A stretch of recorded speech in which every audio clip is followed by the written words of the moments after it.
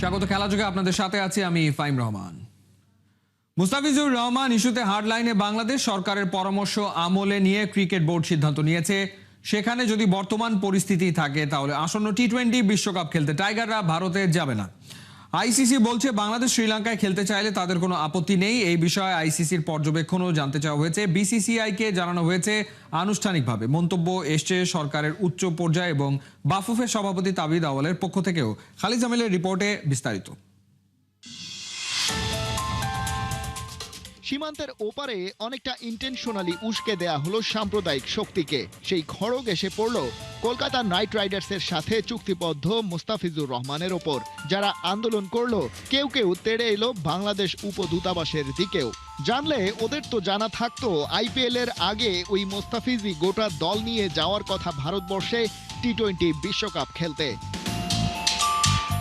অথচ ফিজের নামটা কিনা সরিয়ে দেয়া হলো কলকাতা নাইট রাইডার্সের প্লেয়ার্স বুক থেকে একদিনের ব্যবধানে। যেন নামটা কাটার জন্য ওরা বসেই ছিল খাতা কলম হাতে। পরিস্থিতি বিবেচনায় কয়েক দফা বৈঠকে বসে বিসিবি। তারপরেই আসে চূড়ান্ত সিদ্ধান্ত, ভারতে এবারের বিশ্বকাপ খেলতে তারা যাবে না। অর্থাৎ অপশন একটা সেখানে খোলা আছে। ওই একই দেশ ভারতের সাথে দ্বন্দ্বের কারণে সেখানে গিয়ে বিশ্বকাপের ম্যাচ খেলছে না পাকিস্তান, তাদের ভেন্যু শ্রীলঙ্কা। বাংলাদেশ টিম কিভাবে নিরাপত্তা দিবে? সেখানে মিডিয়া টিম থাকবে, আমাদের দর্শক থাকবে, আমাদের কর্মকর্তা থাকবে, আমাদের অনেক মানুষ তো ইন্ডিয়া খেলা দিতে যাবে।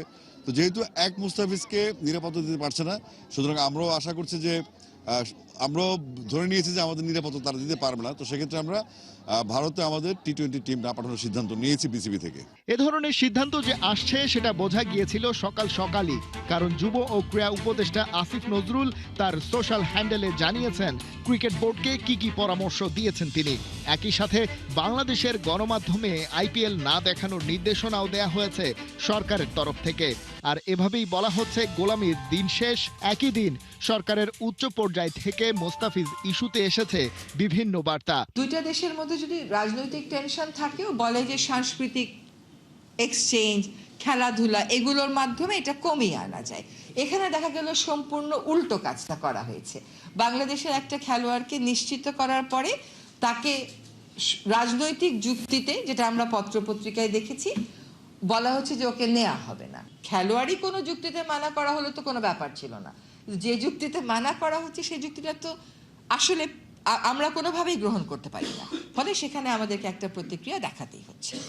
বাংলাদেশের স্পোর্টস বডির গুরুত্বপূর্ণ মেম্বার তাবিত আওয়ালও মুস্তাফিজ ইস্যুতে মতামত দিয়েছেন। নিজের যোগ্যতাতেই দ্য ফিজ আইপিএল এর দলে জায়গা করে নিয়েছিলেন। কেবল জাতীয়তার কারণে তাকে বাদ দেয়া একজন ক্রিকেটারের জন্য চরম অবমাননাকর। তবে বিশ্বকাপের আয়োজক ভারত আর আইসিসির সাথে সরাসরি ইন্টারেকশনে যেতে হচ্ছে বিসিবিকে।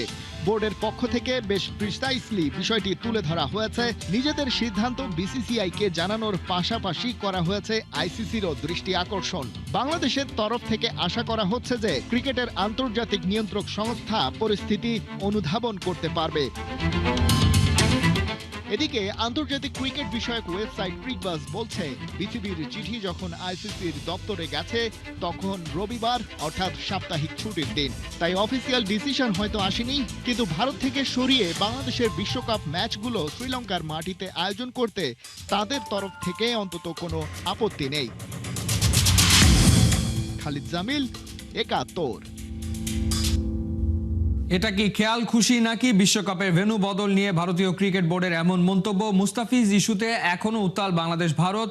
যুব ও ক্রীড়া উপদেষ্টার ভারত থেকে বাংলাদেশের বিশ্বকাপ ভেন্যু সরিয়ে নেয়ার নির্দেশনার পর এবার মুখ খুলেছে বিসিসিআই।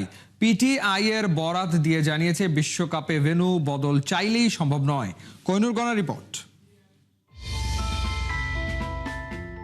মোস্তাফিজ ইস্যুতে টকবগিয়ে ফুটছে দেশ। ক্রিকেট প্রেমী, খেলোয়াড়, নেতৃত্বে স্থানীয় এক হয়েছে সবাই। আইপিএলে মুস্তাফিজকে নিয়ে যা হয়েছে সেটা ন্যাক্কারজনক জানিয়েছেন সংস্কৃতি উপদেষ্টা। এদিকে যুব ক্রীড়া মন্ত্রণালয় থেকে এসেছে কড়া বার্তা। মুস্তাফিজের ইস্যুতে বাংলাদেশ নিয়েছে পাল্টা স্টান্স। ক্রীড়া উপদেষ্টার সাফ কথা, অন্যায়ের সাথে নয় কোনো সমঝোতা। এক মুস্তাফিজকে যদি নিরাপত্তা দিতে ব্যর্থ হয় ভারত, তবে গোটা দল সে দেশে খেলতে যাবে কোন নিশ্চয়তায়? তাই তো বাংলাদেশ ক্রিকেট বোর্ডকে দেয়া হয়েছে নির্দেশনা। ভারত নয়, টি-20 বিশ্বকাপে বাংলাদেশ নিজেদের প্রথম পর্বের 3 ম্যাচ খেলতে চায় শ্রীলঙ্কায়। এই যখন হাল, তখন ভারতীয় ক্রিকেট বোর্ড থেকে এসেছে আপডেট। ভারতীয় সংবাদ সংস্থা পিটিআই জানিয়েছে, ভেন্যু পরিবর্তন রীতিমতো নাইটমেয়ার। বিসিসিআই সূত্র বলছে, কারো খেয়াল খুশি মতো হঠাৎ করে ম্যাচের সূচি বদলানো যায় না। এটা লজিস্টিক দিক থেকে ভীষণ চ্যালেঞ্জিং। প্রতিপক্ষ দলগুলোর বিমানের টিকিট, হোটেল সবকিছুই আগে থেকেই বুক করা থাকে। এদিকে বিশ্বকাপের সব দিনেই 3টা করে ম্যাচ, এর মধ্যে একটা ম্যাচ শ্রীলঙ্কায়। তাই মুখে বলা যতটা সহজ, বাস্তবে করা ঠিক ততটাই কঠিন, এমনটাই জানিয়েছে বিসিসিআই। বিশ্বকাপের বাকি 1 মাস, এ সময় আসলেই কি সম্ভব ভেন্যু বদল? কি বলছে আইসিসির নিয়ম? আইসিসির নিয়ম বলছে, কোনো একটা দেশের সরকার যদি নিজের দেশের খেলোয়াড়দের অন্য দেশে গিয়ে খেলার ইস্যুতে নিরাপত্তার অভাব বোধ করে, সেক্ষেত্রে সরকারকে নিজেদের বোর্ডের কাছে বিষয়টি লিখিতভাবে জানাতে হয়। সংশ্লিষ্ট দেশের ক্রিকেট বোর্ড আইসিসিকে বিষয়টি জানায়। এরপর আইসিসি বিষয়টি খতিয়ে দেখে সিদ্ধান্ত নেয়। প্রয়োজনে টুর্নামেন্টে সংশ্লিষ্ট দেশের খেলার জায়গা পরিবর্তন হতেও পারে। এর আগে সব সংখ্যাকে সত্যি করে ক্রিকেটার রাজনীতিকে মিশিয়ে শনিবার সরগরম হয়ে পড়েছিল ক্রীড়াঙ্গন। ভারতীয় ক্রিকেট বোর্ডের নির্দেশনা মেনে মুস্তাফিজুর রহমানকে দল থেকে ছেড়ে দেয় কলকাতা নাইট রাইডার্স। এবারে দেখা যাক সেই জল কোথায় গিয়ে গড়ায়। কোহিনুর কণা, ৭১। রহস্যময় পথে হাঁটছে বিসিসিআই। 2 দেশের রাজনৈতিক উত্তেজনা প্রশমনের বদলে ঢালছে আগুনে ঘি। 2 দেশের রাজনীতিবিদরা যখন উত্তেজনা প্রশমনে গুরুত্ব দিচ্ছেন, তখন উগ্রবাদীদের কথা মতো চলছে ভারতীয় ক্রিকেট বোর্ড। ক্রিকেটীয় যুক্তিতর্কের বাইরে রাজনৈতিক পারপাস সার্ভের ঢাল হয়ে দাঁড়িয়েছে তারা।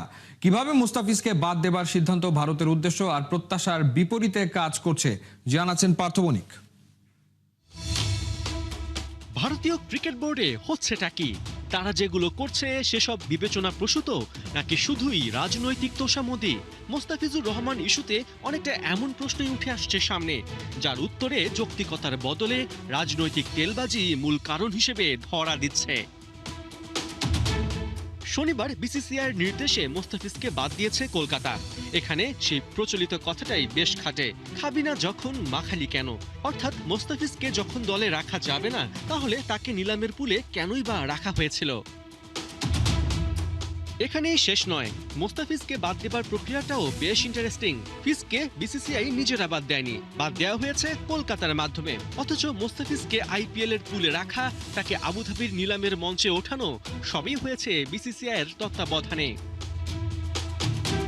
ভারতীয় ক্রিকেট বোর্ড বাংলাদেশ তারকাকে বাদ দেবার ক্ষেত্রে 2 দেশের রাজনৈতিক উত্তেজনাকে কারণ হিসেবে দেখালেও খোদ ভারতের পররাষ্ট্রমন্ত্রী কদিন আগেই রাজনৈতিক সৌজন্যতা স্থাপন করে গেছেন ঢাকায়। সাবেক প্রধানমন্ত্রী খালেদা জিয়ার জানাজায় উপস্থিত থেকে সহমর্মিতার হাত বাড়িয়ে দিয়েছেন বাংলাদেশের প্রতি।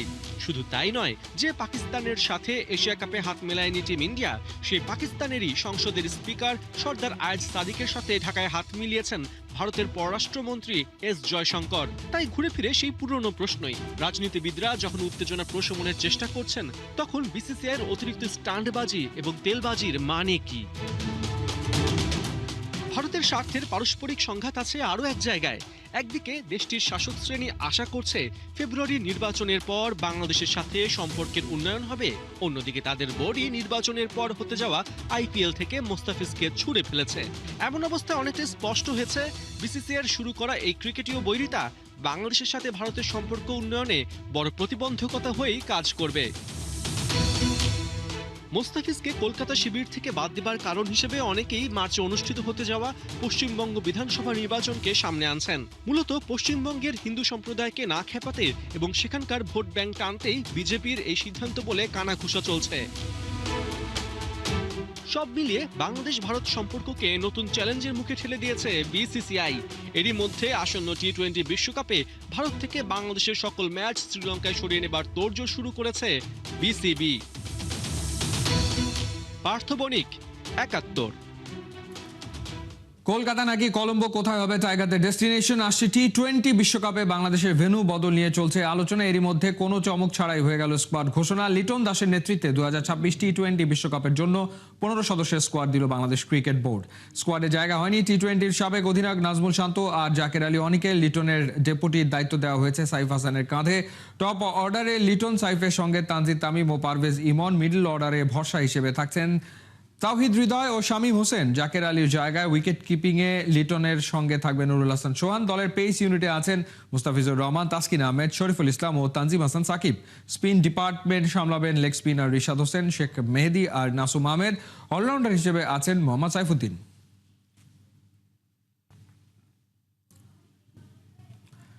টাইগারদের বিশ্বকাপ খেলা শঙ্কায় ভারতের মাটিতে টাইগাররা খেলতে নারাজ। যদিও ইতিমধ্যে ঘোষণা হয়েছে 15 সদস্যের স্কোয়াড। ক্যাপ্টেন লিটন দাসের চোখে বিশ্বকাপ দলের কে কেমন জানতে চাওয়া ছিল খেলা যোগে। লিটন প্রিয় ক্রিকেটারের নামও জানিয়েছেন একান্ত সাক্ষাৎকারে। সিলেট থেকে নাইয়ান বিন জসিমের পাঠানো রিপোর্ট।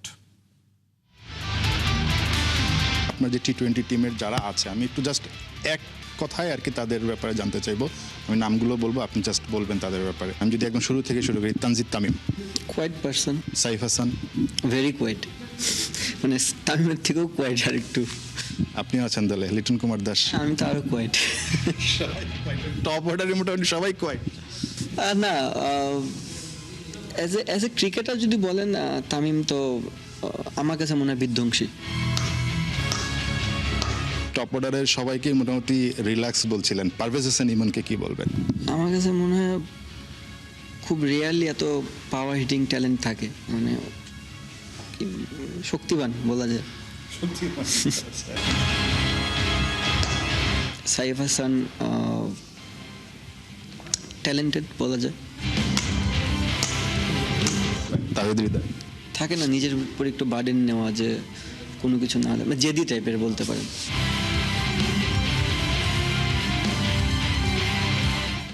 আপনার প্রিয় cricketer Shamim Hossain Patwari. Very relax, মানে ও অনেক আরামে থাকতে পছন্দ করে। মুস্তাফিজুর রহমান, বুদ্ধিমান। তাসকিন আহমেদ। সব কিছু মিলে ও ভালো package. Rishad Hossain, game changer. Nasum Ahmed, good person. আর যদি বলি স্পিনারদের মধ্যে তানভীর ইসলাম, ফানি ক্যারেক্টার টাইপের। তানজিম সাকিব, কাইন্ড অফ হৃদয়, একটু আগ্রাসী। Shoriful Islam, very relax, kind of Shamim Hossain. Nurul Hasan Sohan, চঞ্চল কিছুটা। মোহাম্মদ সাইফুদ্দিন। বুদ্ধিমান। ওভারঅল আপনার সবচাইতে প্রিয় ক্রিকেটার বা প্রিয় ব্যাটসম্যান বা যার খেলা আপনার সবচেয়ে বেশি ভাল লাগে পুরো দলের মধ্যে একজন? একটা ব্যাটসম্যান আছে না, যাদের মনে হয় যে গেল প্রতি ম্যাচে রান করুক আর কিছু ফ্যান্সি শট খেলুক, আমার কাছে মনে হয় শামীম। সাইজটা তো ছোট, এই সাইজ নিয়ে আসলে এই ধরনের শট খেলা, প্লাস ও যখনই হিট করে খুব দেখে মনে হয় যে একটা চোখে শান্তি থাকে না, যে এটুক ছেলে এত বড় বড় শট খেলতেছে। কি এমন হয়েছে শামীমের কাছে জিজ্ঞেস করা যে শামীম এই ছক্কাটা বা এই শটটা আসলে কেমনে মারে? রিভার্স সুইপটা অনেক দিন ধরেই স্ট্রাগল করতেছিলাম, মানে আমি কখনোই মারিনি আগে, বাট তো একটা প্যাটার্ন শেখাই দিয়েছিল আমাকে যে ভাই এইভাবে করলে, তো আমি এইভাবে ট্রাই করছি। শিখেছেন যেটা রিভার্স সুইপের বিষয়টা, এটা অ্যাপ্লাই করেছেন মানে বড় কোনো ম্যাচে বা এরকম সাকসেসফুল হয়েছেন? কি কোন প্রতিদিনই মারতেছি এখন আমি। হ্যাঁ, ইন্টারন্যাশনালে আমি দুইটা মেরেছি। তো শামীম যে বকা দেন, বকা দেওয়া তো মনে একটু কমে যাবে এখন নাকি আস্তে আস্তে, যেহেতু আপনি উপকারও পাচ্ছেন? আমার সাথে দেখা হলে আমি ওরা বকা দিই, সো এটা নর্মাল। হয়তো অন ক্যামেরা হয়ে গেছে। আমাদের যে বকার জোকার যে লেভেলটা, ওটা কন্টিনিউ চলবে যতদিন ক্রিকেট খেলবো আমি। নাহিয়ান বিন জসিম, 71, সিলেট।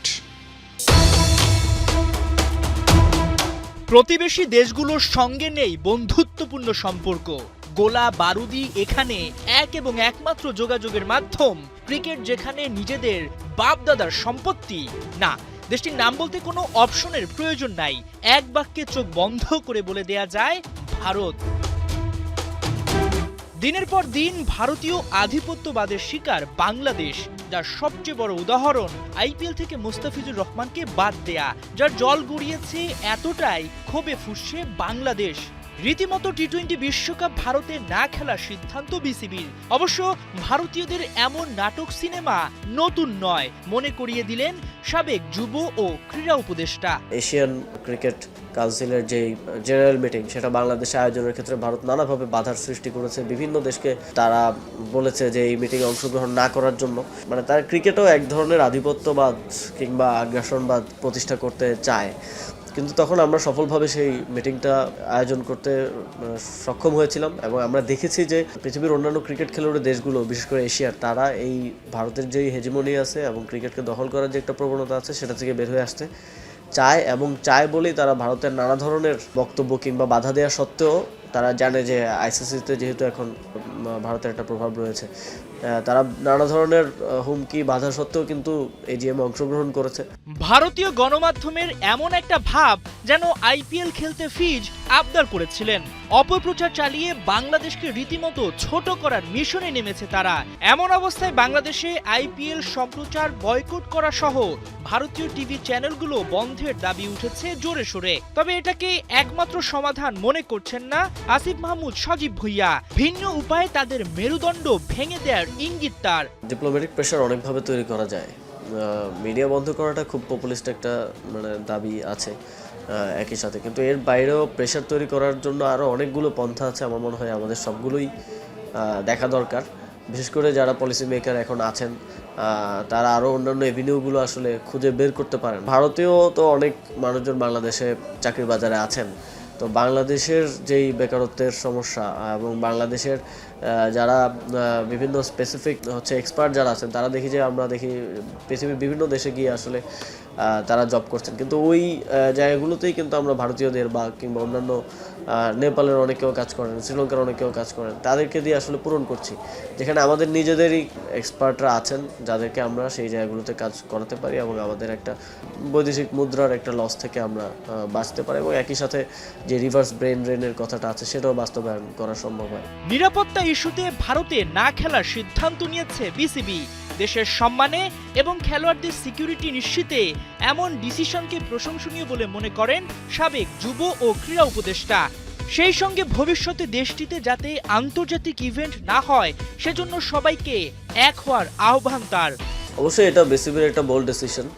এইরকম নজির তো প্রথম না যে কোনো টুর্নামেন্টে কোনো নিরাপত্তাজনিত সমস্যা তৈরি হলে কিংবা দেশগুলোর মধ্যে সমস্যা তৈরি হলে থার্ড কোনো বা সেকেন্ড কোনো ভেন্যুতে খেলা হয়েছে, এটা প্রথম না। আমরা দেখি প্রায়ই টুর্নামেন্টে দুবাইতে খেলা হয়, বিশেষ করে পাকিস্তান এবং ভারতের মধ্যকার সমস্যার কারণে। তো এখন ভারত এই সমস্যা এই তাদের যে উগ্রবাদী আচরণ, সেটা শুধু পাকিস্তান থেকে শুরু করে এখন বাংলাদেশের সাথে শুরু করেছে, কয়েকদিন পরে হয়তো শ্রীলঙ্কা, আফগানিস্তানের সাথেও শুরু করবে। তো আলটিমেটলি এটা তাদের জন্যই সবচেয়ে বড় ক্ষতিটা হবে বলে আমি মনে করি, এবং তারা আর এটা যদি কন্টিনিউ করে, এটা যদি আরও অন্যান্য কান্ট্রিগুলোর সাথে হয়, মনে করেন একটা দেশ খেলতে পারছে না তারপরেও ভ্যানু করা যায়, কিন্তু যখন 2, 3, 4টা দেশ খেলতে চাইবে না, তখন আসলে ভারতে ইন্টারন্যাশনাল কোনো টুর্নামেন্ট হোস্ট করা পসিবল হবে না। তবে আমি মনে করি যে এটা শুধু বিসিবি একা না করে, তার আরও অন্যান্য বিভিন্ন দেশের যে ক্রিকেট বোর্ডগুলো আছে তাদের সাথে বিসিবির ভালো সম্পর্ক আছে। তাদের যে একটা ক্রিকেটকে দখল করার যে প্রবণতা, সেই প্রবণতা থেকে বের করে নিয়ে আসার একটা সুযোগ আছে। মোস্তাফিজের বেলায় ভারতের মানা নিরাপত্তার অজুহাত, অথচ সেখানে বসেই গুটি নাড়ছেন বাংলাদেশের সাবেক সরকার প্রধান। তিনি তো বাংলাদেশি হিসেবে সেখানে নাই। তিনি তো তিনি বলেছিলেন না যে ভারতকে যা দিয়েছে সারা জীবন মনে রাখবে, তো সেই একটা কৃতজ্ঞতাবোধের জায়গা থেকেও হয়তো তিনি সেখানে আছেন, এবং তাকে বা তার দলকে তো কখনো আমরা বাংলাদেশি বা বাংলাদেশের জনগণকে ধারণ করে কিংবা এই ভূখণ্ডকে ধারণ করা দল হিসেবে মনে করি না। তাদেরকে আমরা সবসময় মনে করি যে তারা আউটসাইডার্স, এবং তারা কখনো এই দেশের স্বার্থকে প্রাধান্য দিয়ে, স্বার্থকে প্রায়োরিটি 1-এ রেখে কাজ করেছে বলে আমরা মনে করি না। আমরা তাদের কাজের মধ্য দিয়েও দেখেছি, যে কারণে একটা গণঅভ্যুত্থানের মাধ্যমে তারা বিতাড়িত হয়েছে। হাসান সজীব, 71। এই ছিল এই মুহূর্তের খেলাযোগে সরাসরি সংবাদ অনুষ্ঠান দেখতে চোখ রাখুন 71-এর ফেসবুক পেজ এবং সাবস্ক্রাইব করুন 71-এর ইউটিউব চ্যানেলে। 71-এর সাথেই থাকুন।